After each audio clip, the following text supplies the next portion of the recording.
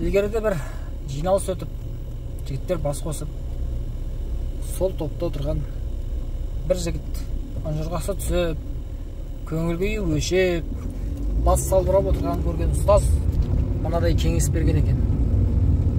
Алла тағала адам баласын жер бетінде халифат етіп жаратқан дейді. Барлық жан жануар, жәндіктің, жаратылыстың, барлық тіршіліктің барын адам баласына қызмет жасатып қойған. Ендеше осындай адам бола тұра сенің басыңды салбыратып жүргеніңе жол көрсін деген. Сол секілді отбасындағы отағасына да, әйел бала шағасын да Алла тағала бағындырып қойған. Әйел де, бала шаға да сенің қызметінде жүрсе, сен отағасы ретінде, еркек ретінде басыңның төмен салбырауы дұрыс емес. Сондықтан да көтер басыңды. Кім айтты саған ақ көйлек кімірлемейді деп, кім айтты саған алмағаш гүлдемейді деп, көтер ғана басыңды. Басыңдағы бөрік пе, орамал ба?